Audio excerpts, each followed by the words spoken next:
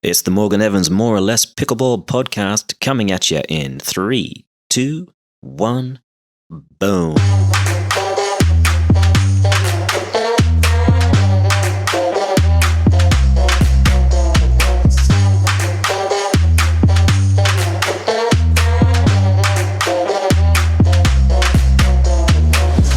My guest today is a veteran of the game, and at the tender age of 27, she's just reached a milestone: US Open Pro Doubles victory with her partner Callie Smith. It's been a big year already for the French-Canadian native, with plenty of gold to show for it. Please welcome Catherine Parenteau. Catherine Parenteau, how are you, sweetie?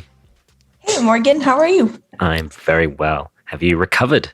Yes, but I took a few days off after the Open, but yeah, I've recovered. All right, so let's get into the nuts and bolts of it. You have just reached a milestone in your career, the US Open champs. It's been a long time coming. I feel like you were due. For those in the audience who don't know your backstory, can you give us like a little bit of a brief cliff notes on how you got started in the game? Yes, so I started 5 years ago. So I played tennis at Michigan State University, and my head coach there was Simone Jardim, who is currently the number one player in the world, and the one who got me into pickleball.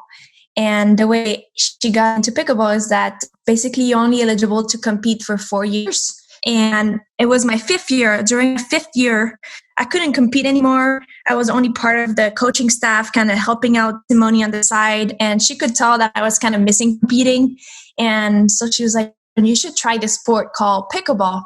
And I was like, what is that? So for like a good 2 or 3 weeks, I didn't want to try it just because of the name. And I don't know, I didn't really want to try it out. And she kept kind of like bothering me about it. And I said, okay, I'll try it. So I went to try it, fell in love with the sport. And I soon, after I tried it, I got myself a membership at a club. We couldn't play outdoors since it was kind of in the middle of the winter. So I had to play indoor.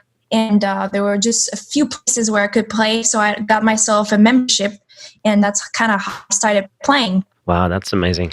So tell me, what was Simone like as a tennis coach? And is she similar as a pickleball coach? Yes, very similar. She loves to make sure that we always give 100%, when we were on the tennis courts. She always wanted us to give 100%. She never wanted us to let the ball bounce more than once on the court. So if we, for example, we're not running for a ball and it bounced twice, sometimes we had to run laps. So she was very intense, but that about her, that's something that kept me going. I love that she just wanted us to go 100% no matter what, no matter if you feel you had a bad day at school or if you didn't feel so well, 100%. She wanted us to come out there on the tennis court and just kind of forget about what's going on outside in your world, but just focus on your tennis practice. I find she's very similar when it comes to pickleball, because she's been kind of helping me out on the side as well. Lately, we compete against, but we do practice a lot together as well.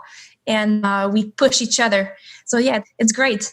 That's awesome. I think you're either that kind of person or you're not. To have that kind of drive to never give up, it's an admirable quality. And I think when you think about all the great tennis players that have existed over the years, they all had that same thing. And right now, I guess the epitome would be Rafa Nadal. And that's what I kind of liken you to him. Are you a Rafa fan or you're a Roger fan? I really like Rafa. I think I love Roger as well.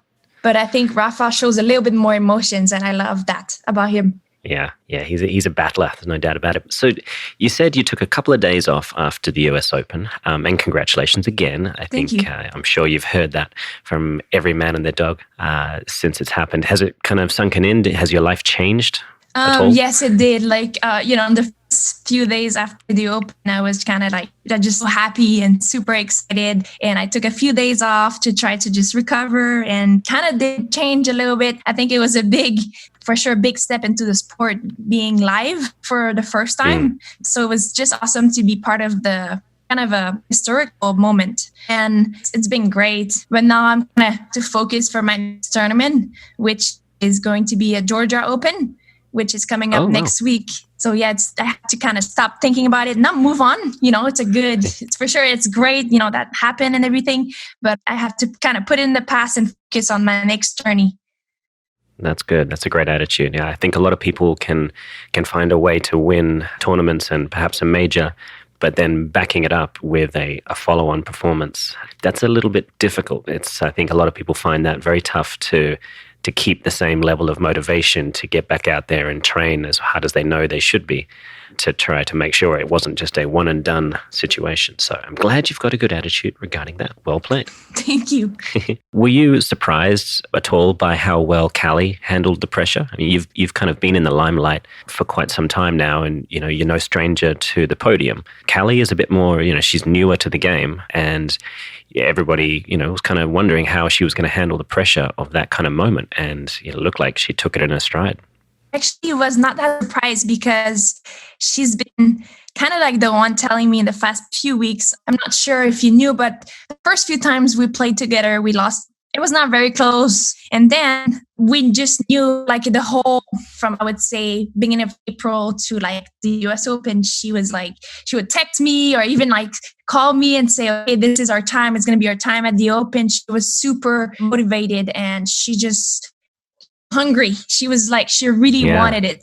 And that's what I really admire about her. She doesn't really worry about the past. She focuses on the present moment and she just goes all out. She plays her game no matter what. And a very aggressive player.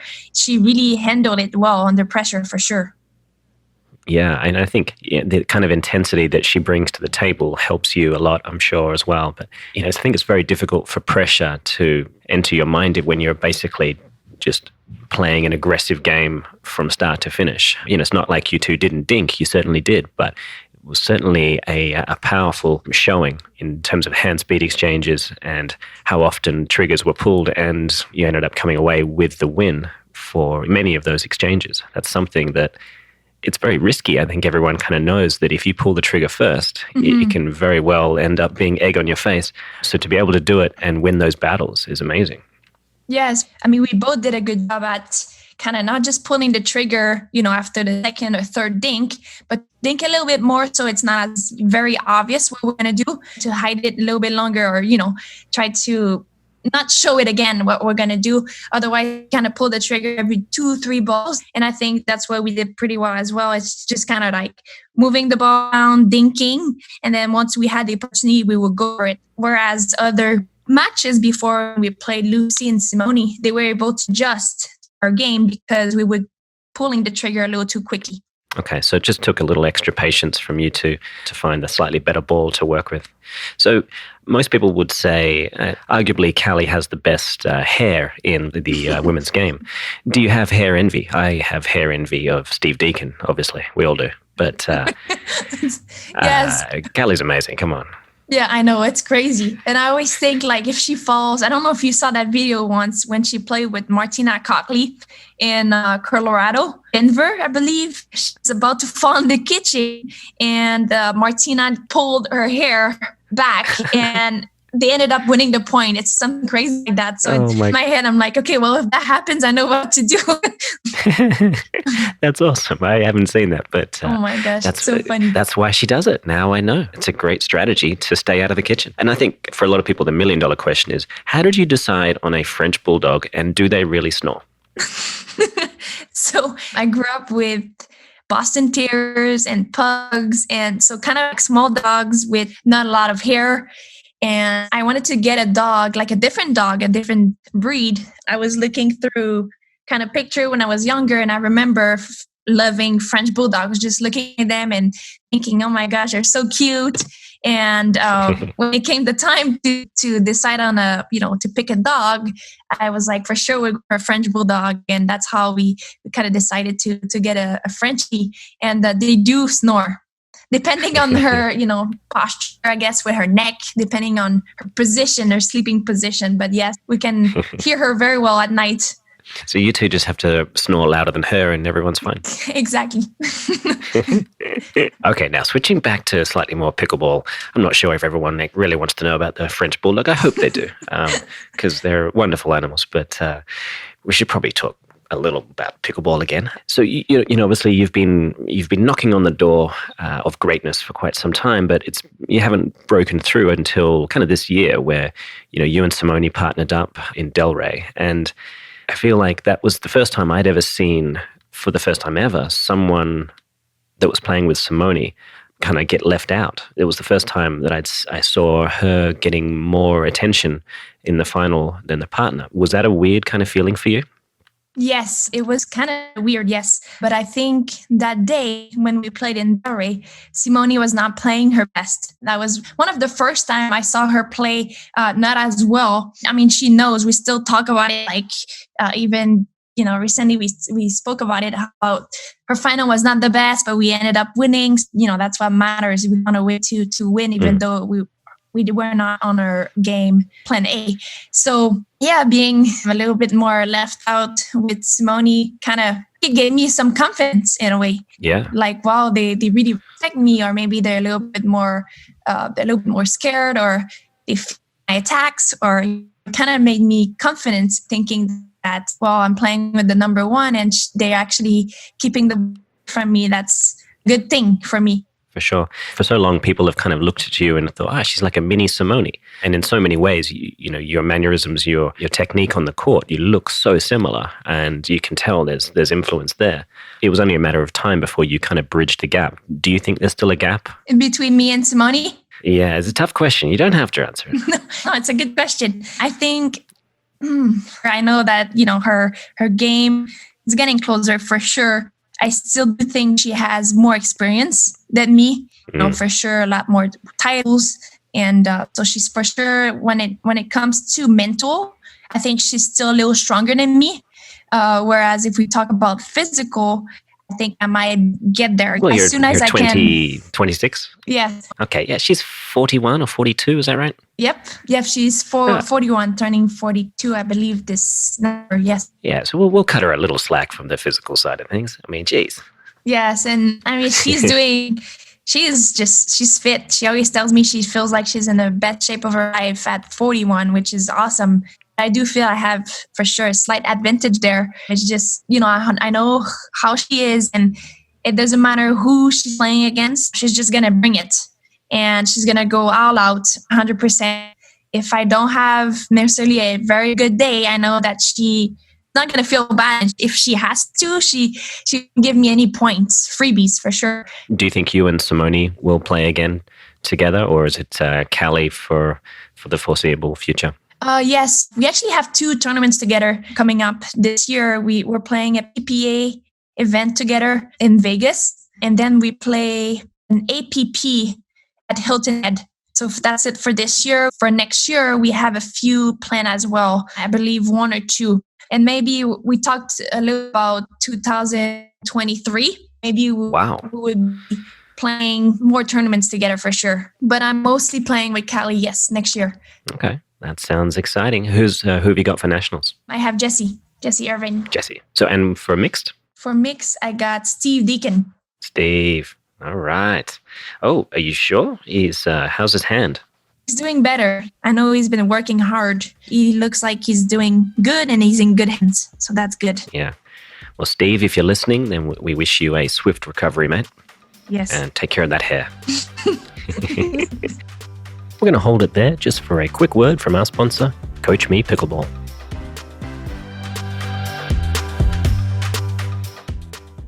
Practice makes perfect, right? My name is Morgan Evans, and I have to tell you that practice doesn't make perfect. Perfect practice makes progress. That's why we've created Coach Me Pickleball. At Coach Me Pickleball, you'll find an extensive and growing library of lessons on topics covering every aspect of pickleball for every level of player. For one small monthly fee, you'll get access to every video in our library, with new content added every month. Check out CoachMePickleball.com to sign up for a free 7-day membership. Okay, let's check back in with Catherine. Now, I just wanted to touch briefly on some technical things, just, 1 or 2 really, that you might be able to shed some light on. You have been you've been putting the two-handed backhand to good use for a long time now. Was it something that you always had in your tennis game and it transferred straight over to pickleball, or were you flirting with the one-hander? Yes, tennis. I would use two hands on my backhand at all time. And just sometimes in practice, I would use just for fun, do one-handers. But yes, mostly I would say when I was competing, for sure, two hands. As soon as I grab a pickleball paddle, like my first time I played pickleball, I had a two-hander. It was just much easier transition. Interesting. So obviously in tennis, you don't typically play a lot of swinging volleys. Were you someone who did that and used your two-handed backhand in a volley sense in tennis? I actually use only one hand. Very rarely I would say like a swing volley. Maybe if I was running forward and the ball was a little higher, I would use two hands. But if I was just kind of hitting volleys or putaways with my volleys, it would be mostly one hand on my back end. And that's kind of traditional. That's what most people do. So I'm curious how easy it is. And this is kind of for people out there who are listening that are thinking about two-handed backhands. I personally think more people should be trying to use it. The hard part is, so often you are basically using a swinging volley technique with that two-hander versus a punch kind of more traditional technique. What would you kind of recommend for people to try to figure out when and how they should implement a two-handed backhand? I think a two-handed backhand, it gives you more power and more control. So I highly suggest for sure having a two-handed backhand from the baseline. I find it hard to control the ball well and hit power with just a one. And when I'm at the net, I like to punch like a punch volley. But once it's a little bit outside of my left shoulder, that's when I know I can add a second. I like to use two hands on my grip to hit a backhand and the ball's coming right into my body. I find it very hard to defend myself. I usually tend to just, let go of one hand and block or counter with a one-hander backhand. Again, if a little bit more to the exterior of my shoulder, my left shoulder, I feel like I have a little bit more time. And that's when I'm going to use two hands because I know I have a lot more power and more control when it comes to that. Certainly. So your typical ready position has both hands on the paddle? Or you bring it in there when it needed? Yes, I do. I don't have it completely closed, if I can say like on my paddle, but I do bring back both of my hands. It's touching. All right. Well, it's probably time I should just tell you that this whole podcast ruse was really just a way for me to learn how to hit your two-handed backhand. And you've spilled the beans. Thank you so much. It's time now for another episode of What Makes Them Great. Catherine is an athlete. I've never seen her cramp. I've never seen her look less than 100%. And that's because that's exactly what she puts in. She leaves it all out on the court, and she has the most admirable of qualities, that never-say-die attitude that makes her a fan favorite wherever she goes. What makes her great, in my opinion, is twofold. You've all heard the expression, better to be lucky than good. Well, she took a little luck, put in the work, and made it a career. The luck I'm talking about, of course, is that she just happened to wind up at Michigan State University, where she played tennis under a coach that would become the greatest of all time, Simone Jardim. Since then, she has surrounded herself with only the best to train with, while her partner and coach, Athena, adds a tactical edge to help defeat any team. To a large extent, our environment and circumstances dictate just what kind of ceiling a player has. That said, there's simply no substitute for hard work. As they say, hard work beats talent when talent doesn't work hard. Catherine isn't the tallest girl on tour, she doesn't hit the hardest, but she has an X factor. An intangible quality that is undeniable every time she steps on the court. It's hard to describe, but you'd know it when you see it. Now, I started pickleball at a similar time as Catherine, and I remember always seeing an attitude that tells the world, the only way I know is maximum effort, and if it's not good enough right now, one day it will be. Well, Catherine, your day has come. Congratulations. All right, let's head back to the interview, see if we can't squeeze out a few more words of wisdom. Well, what's next for you? Where are you playing next? The Georgia Open. I'm playing with singles on Thursday. Then Friday, I'm playing Riley Newman. Oh, you're playing with Riley? Yes, I'm very excited. Where's Lindsay? Lindsay is going to be home, I believe. She's staying home to take care of her baby. Ah, that's right. There's babies. Yes. There's babies getting in the way of pickleball, aren't they? Jeez. Right. God. And then I'm playing with Callie on Saturday. And then it's championship Sunday. Oh, right. So they're doing split times again, like US Open? Yes. Cool. They're doing, so it's like a Sunday, championship Sunday. Basically, it starts at 10. It starts with singles, and then after gender doubles, and I think they finish it with mixed. Not sure of the order, but they go from I believe it goes from 10 a.m. to still 6 p.m. Great. That's awesome. So you won't have to play a final of a singles until Sunday. That's great. Yes. Assuming you get into it. And just so you know, this particular episode will air after the tournament. So I'm going to predict that you won the singles in 3. You and Riley took the mixed in 2. Well done. Congratulations. and you and Callie, that was a clean sweep. You didn't lose a game. Well played. We'll have to see after the tournament. Yes. Yeah, well, there may be a quick edit if that doesn't work out. So I need you to really focus on making those predictions come true, okay? Sounds good. Okay, now, outside of pickleball, when you're not grinding on the court, what kind of keeps you busy? I have my Frenchie. The French Bulldog, for sure. She keeps me busy. We go on walks and have to make sure I give her some attention. So I'm making her run and stuff. I love to just kind of shop a little bit online, I love shopping. I like to train. So if I'm not on a pickleball court, I love to run or to do some training sessions on the Mirror. I don't know if you've heard of the Mirror.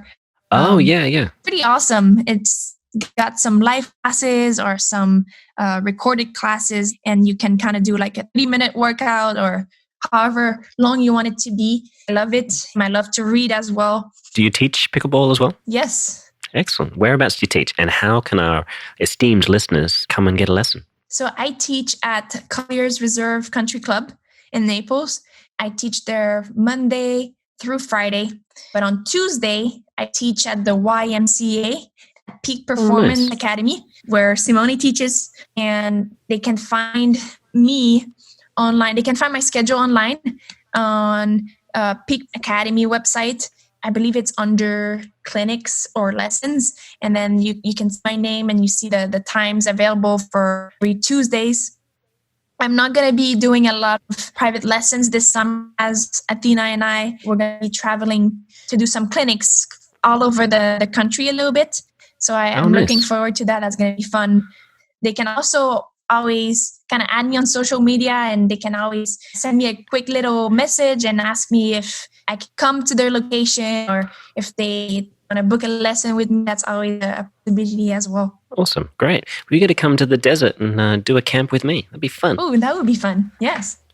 Excellent. We'll put it on the books. Sounds good. All right, sweetie. Thank you so much for all your time, and congratulations again on your historic victory. We're all so proud of you. Thank you so much, Morgan. That was a lot of fun. You're very welcome. We'll see you on the court soon, and good luck with your definite wins in the Georgia Open. Thank you, Morgan.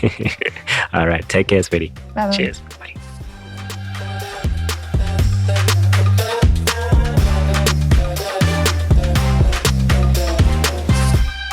That's all we've got time for today, folks. Hope you enjoyed our time with the one and only Catherine Parenteau. As always, this podcast has been powered by Selkirk. And if you haven't checked out Selkirk TV, go ahead and download it. It's available on Roku, Apple TV, Fire Stick things. Those are great. All your tablets, your phones. Yeah, everything. It's everywhere. We may have even broken the internet. It's great. Trust me. All right, stay safe, everybody. I'm Morgan Evans, and this has been More or Less Pickleball.